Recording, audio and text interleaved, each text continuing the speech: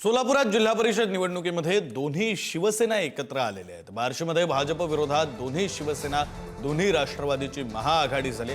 आमदार दिलीप सोपल यांनी याबाबत सोशल मीडियावर पोस्ट करत मेळाव्याला येण्याचं आवाहन केलं। या महाआघाडीमुळे सोलापूरच्या राजकीय वर्तुळात आता चर्चांना उधाण आलंय।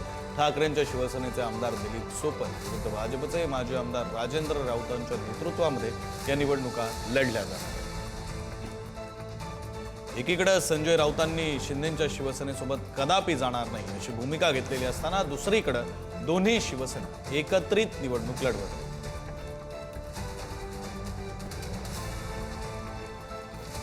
अधिकची माहिती देत आहेत प्रतिनिधी अनिकेत गायकवाड। अनिकेत, विक्रांत, आपण जर बघितलं गेलं तर जिल्हा परिषदेची निवडणुकीचं सगळं वारं वाहावं लागलंय आणि यातच बार्शीमध्ये एकूण जिल्हा परिषदेच्या 6 जागा आहेत, एकूण 12 पंचायत समितीची जागा आहेत आणि यासाठी निवडणूक होते। मात्र बार्शीमध्ये जे आहेत ते दोन्ही शिवसेना आणि राष्ट्रवादी देखील सोबत आलेले आहे आणि या सगळ्यांनी मिळून महाविकास आघाडी जी आहे ती स्थापन केलेली आहे।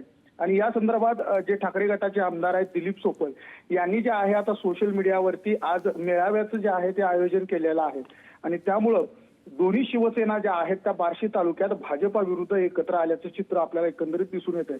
दुसरीकडे या संपूर्ण आघाडीमुळे जे आहे ते सोलापूरच्या राजकीय वर्तुळामध्ये जे आहे ते चर्चेला उधाण आलेलं आहे।